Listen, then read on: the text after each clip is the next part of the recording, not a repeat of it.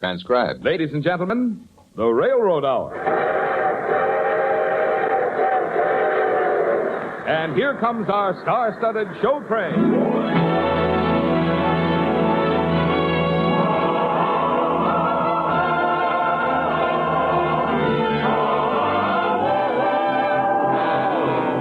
Tonight, the Association of American Railroads presents a special Christmas show, The Happy Prince, starring Gordon MacRae and his guest star, Lucille Norman. Our choir is under the direction of Norman Luboff, and the music is prepared and conducted by Carmen Dragon. On this Christmas Eve, we have joined a great story with the great music of Christmas, brought to you by the American Railroads, the same railroads that bring you most of the food you eat, the clothes you wear, the fuel you burn, and all the other things you use in your daily life. And now, here is our star, Gordon MacRae.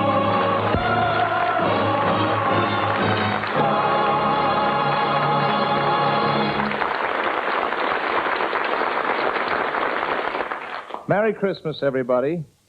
On this Christmas Eve, I shall be the statue of the Happy Prince. Lucille Norman is the little swallow, and John McIntyre is our narrator, who spins for us the lovely story of the Happy Prince.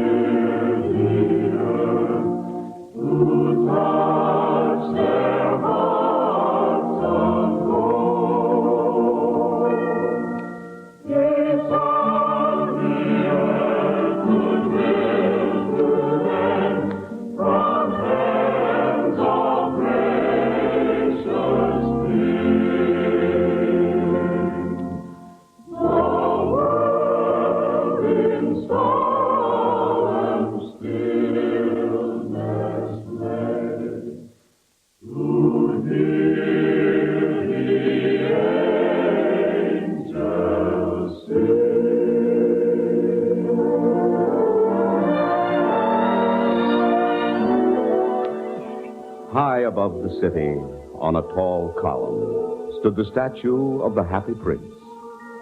He was gilded all over with thin leaves of fine gold. For eyes, he had 2 bright sapphires, and a large red ruby glowed on his sword hilt. He was very much admired indeed. He is as beautiful as a weathercock. That's one of the town councilors who wanted to gain a reputation for having artistic taste. Then there was the sensible mother. Mama, I want the moon. I want the moon. Oh, why can't you be like the Happy Prince? The Happy Prince never dreams of crying for anything. And then there was the disappointed man who gazed up at the wonderful statue. I'm glad there is someone in the world who is quite happy.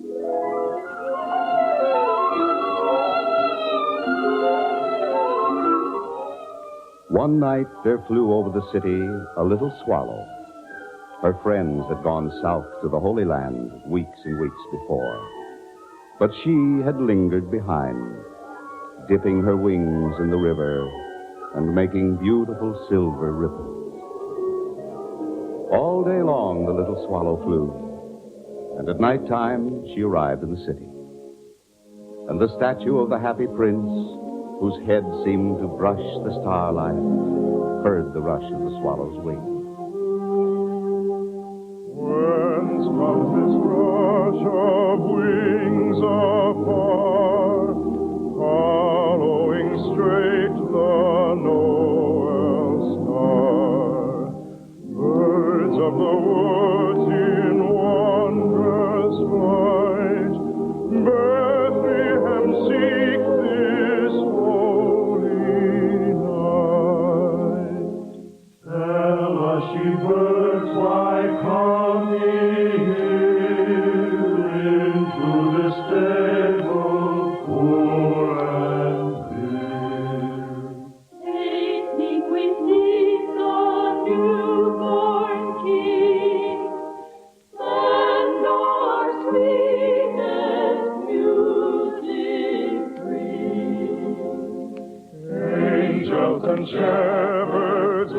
birds of a sky, come where the Son of God doth lie.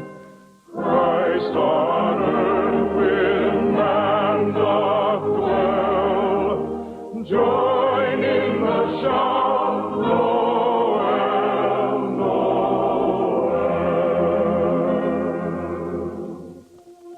The swallow swooped down and settled for the night at the feet of the statue.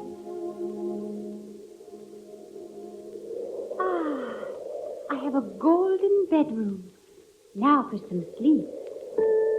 Why, what a curious thing. There is not a single cloud in the sky. The stars are quite clear and bright, and yet it is raining.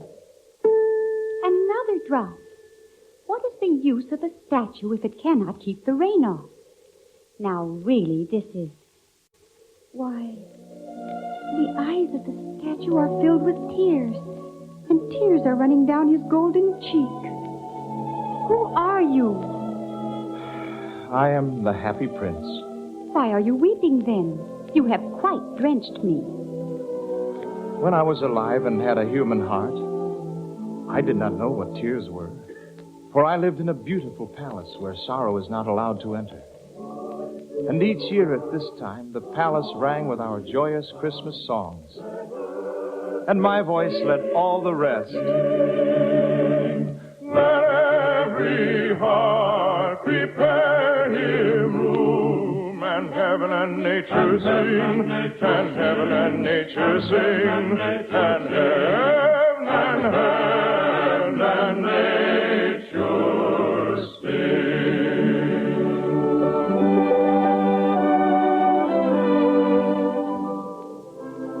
Everyone called me the happy prince, and happy I was, for I never looked beyond the walls of my palace. But now that I am dead, they have set me up here so high that I can see all the unhappiness in my city. And though my heart is made of lead, yet I cannot choose but weep. What? Is he not solid gold? Far away in a little street, there is a poor little house. One of the windows is open, and through it I can see a woman. In a bed in the corner of the room, her little boy is lying ill. He has a fever, and his mother has nothing to give him but river water. So he is crying. Swallow, swallow, little swallow. My feet are fastened to this pedestal, and I cannot move. Take the ruby out of my sword hilt and give it to the boy. I don't think I like boys. Last summer, when I was staying on the river, there were 2 rude boys who were always throwing stones at me. They never hit me, of course. We swallows fly too well for that. But still, it was a mark of disrespect. Please, little swallow, will you not stay with me for one night and be my messenger? Oh, but I am expected in the Holy Land, where the sun shines even in the winter. You have been to the Holy Land? Why, then you know the meaning of Christmas. Have you seen Bethlehem? Oh, yes. Just a bird's eye view, of course. Ah, but it is a beautiful town, dreaming under the starlight.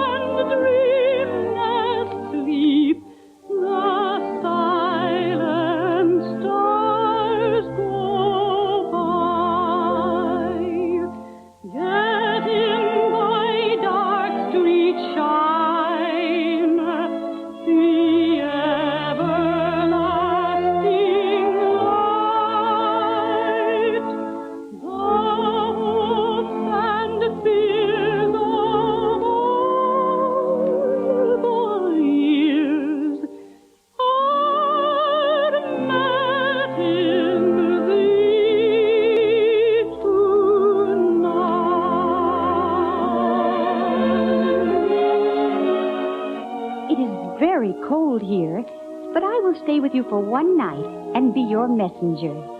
Thank you, little swallow. Thank you.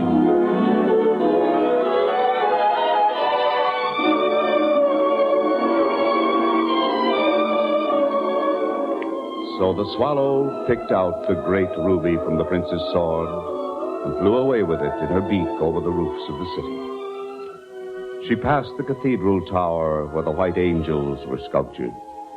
She passed over the river and saw the lanterns hanging to the masts of the ships. And at last she came to the boy's house. He was tossing feverishly on his bed, and the mother had fallen asleep. She was so tired. In the swallow hopped and laid the great ruby on the table. And then she flew gently around the bed, fanning the boy's forehead with her wing. How cool I feel. I must be getting better. I shall be better for Christmas.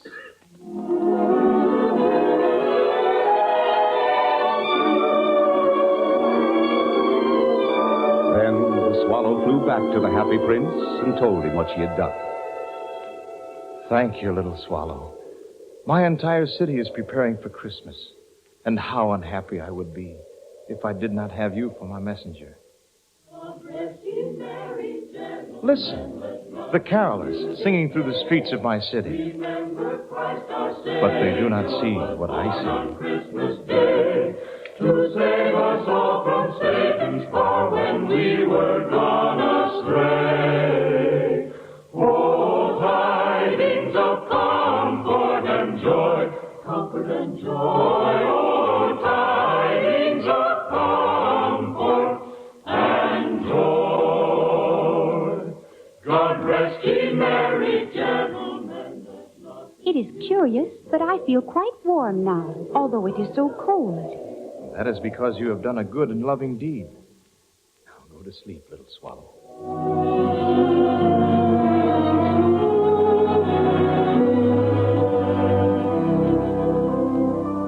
The next night, when the moon rose, the swallow flew up to the shoulder of the golden, happy prince. Have you any commissions for the Holy Land? I am just starting. Swallow, swallow, little swallow. Will you not stay with me one night longer? Oh, no, I cannot. Please, little swallow, I need you. You do not understand. Each day it grows colder here in your city. If I stay any longer, I shall freeze. Just one more day, little swallow. I cannot, dear Prince. Please. Oh, there are tears in your eyes. Are you so sad that I am leaving? I shall miss you, little swallow. But it is not for my own loneliness that I weep, but for the sadness of others. With your help, I can bring joy to them. But if you go... Stop your tears, dear Prince. Let winter come. I will stay with you for one more day. Praise God. Praise God.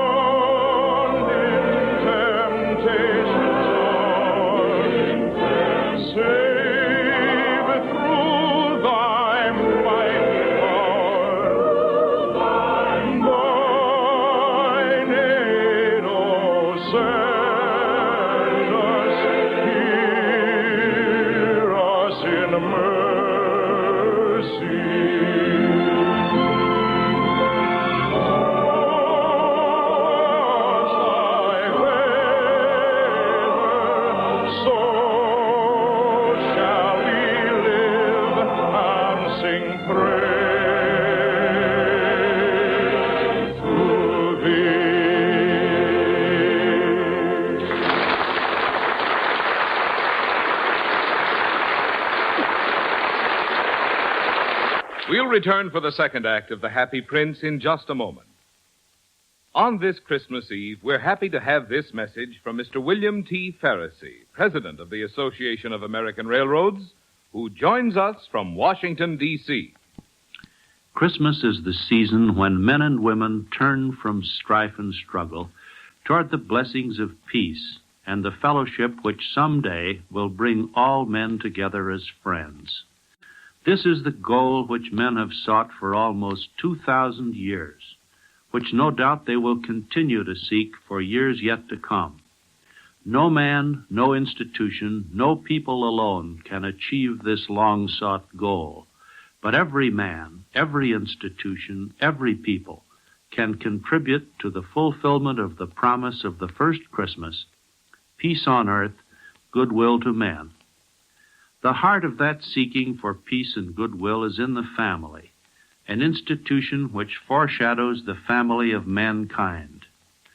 So Christmas, the festival of peace, is the great family festival, celebrated in the homes where families gather. To all such gatherings who might be listening tonight, the family of the Railroad Hour, a family made up not only of those who produce our weekly broadcasts, but also the railroad companies which sponsor them, the 1 million people who as small stockholders own the railroads, and the 1.25 million men and women who work for them. This Railroad Hour family says to you and your family, thank you for joining our Christmas Eve party, and in your own holiday season and in the new year to come, may you find joy, prosperity, and above all, peace. Thank you, Mr. Parsi, and a Merry Christmas to you and yours and all of our dear friends in Washington.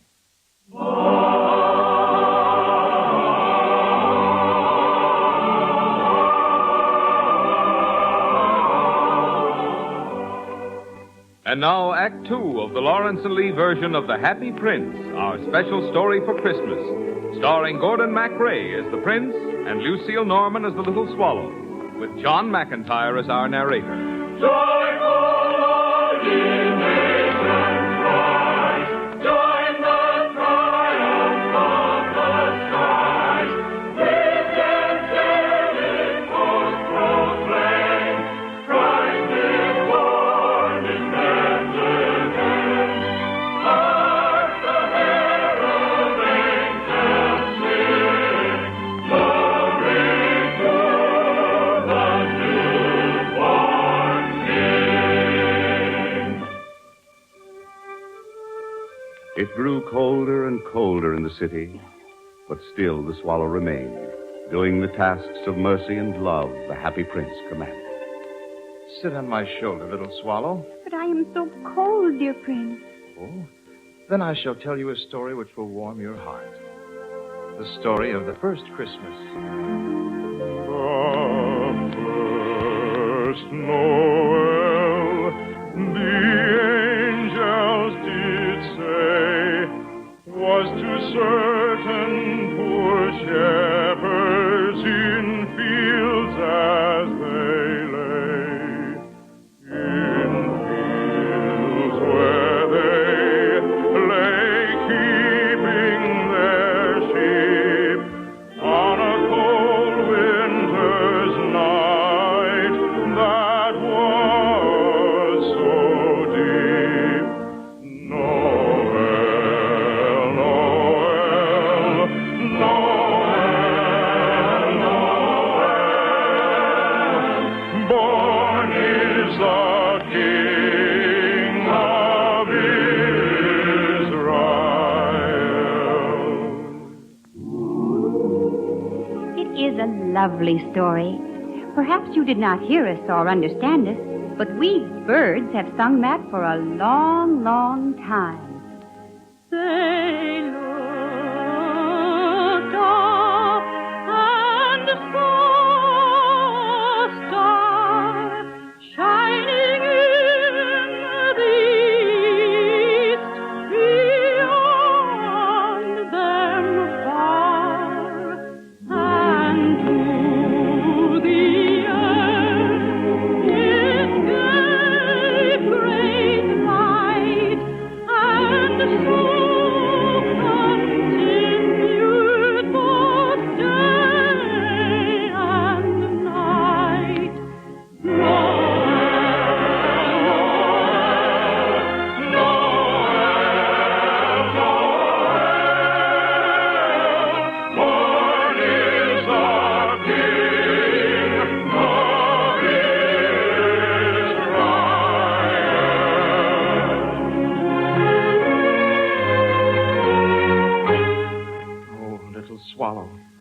wrong, dear Prince? The little match girl in the square below. She has just dropped her matches in the gutter, and they are all spoiled. Her father will beat her if she does not bring home some money. And she is crying, for she thinks that Christmas will pass her by. She has no shoes or stockings, and her little head is bare. Shall I take her a ruby? Alas, I have no ruby now. My eyes are all that I have left. They are made of rare sapphires which were brought out of India 1,000 years ago. Pluck them out and take them to the child. Oh, no. Her father will sell them to the jeweler and buy food and firewood. And they will celebrate the birth of the Lord. Oh, dear Prince, I cannot do that. You would be quite blind then. Swallow, little swallow, do as I command you.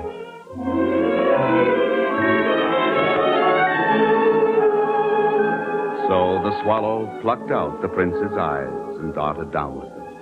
She swooped past the match girl and slipped the jewels into the palm of the child's hand. Why, what lovely bits of glass. Then the swallow flew back to the prince. You are blind now, so I will stay with you always. No, little swallow. You must go away to the Holy Land where it is warm. I will stay with you always. You have a loving heart. Look down the streets of my city at the white faces of starving children staring out at the black world. I am covered with fine gold. You must take it off leaf by leaf and give it to the poor. Leaf after leaf of the fine gold the swallow picked off, till the happy prince looked quite dull and gray. Leaf after leaf of the fine gold she brought to the poor, and the children's faces grew rosier, and they laughed and played games in the street. We have bread now, and perhaps for Christmas, a roast goose, steaming and delicious. Then the snow came. The streets looked as if they were made of silver. Long icicles like crystal daggers hung down from the eaves of the houses. And the little boys wore scarlet caps and skated on the ice. The poor little swallow grew colder and colder, but she would not leave the prince. She loved him too well. She picked up crumbs outside the baker's door when the baker was not looking, and tried to keep herself warm by flapping her wings. But at last she knew she was going to die. She just had strength enough to fly up to the prince's shoulder once more. Our task is ended, dear Prince. Peace and silence sit on your city. That is because of you, little swallow. Listen to the lovely silence of my happy city. Silent night, holy night, all is calm, all is bright. Come, young Virgin Mother and Child, holy infant, so tender and mild, sleep in heavenly peace. Sleep in heavenly peace.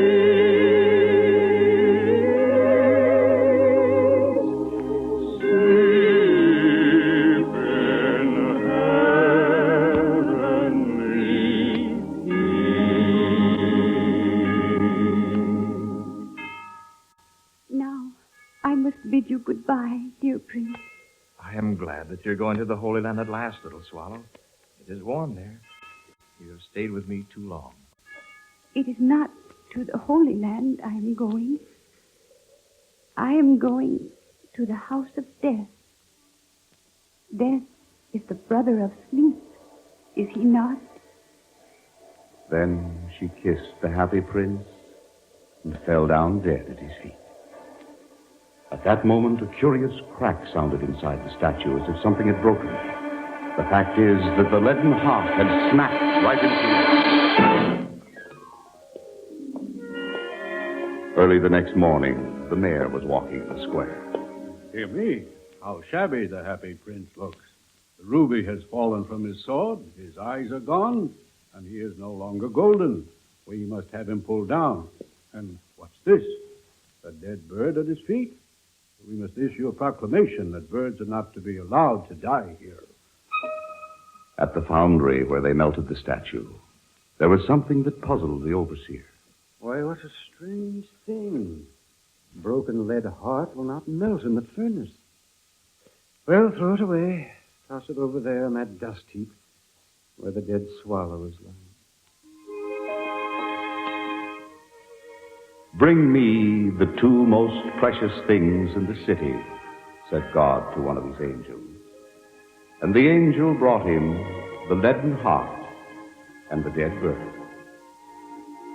You have rightly chosen, said God. For in my garden of paradise this little bird shall sing forevermore. And in my city of gold the happy prince shall praise me.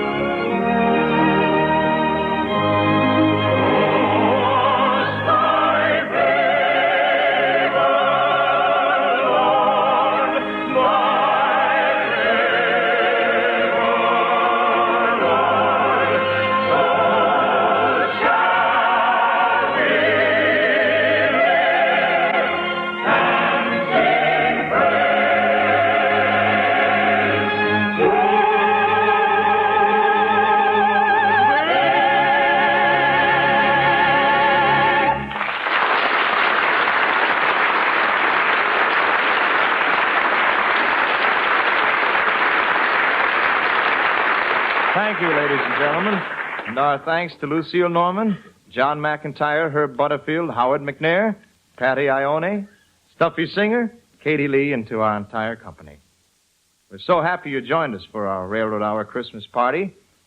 On behalf of all of the American Railroads and all the members of our company, Lucille Norman, Carmen Dragon, and all his fine musicians, Norman Luboff and all his singers, our producer, our technicians, our writers, and our arrangers. A happy, happy holiday, and God bless you, everyone. All aboard! Well, it looks as though we're ready to pull out, and so until next Monday night, when Lucille Norman joins us for the Railroad Hour Review of the Year, a happy holiday, and good night, everybody.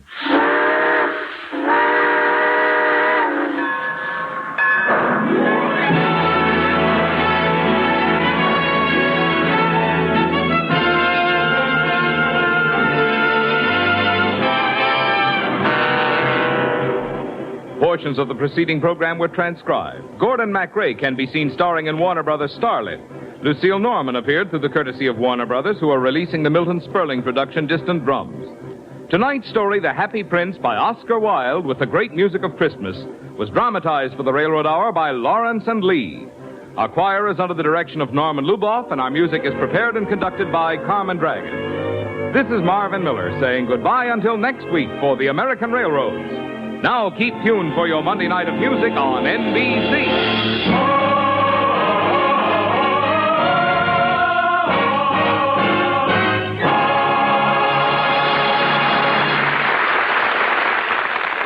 Hear the voice. Proceeding was transcribed. Stay tuned for the telephone hour next on NBC.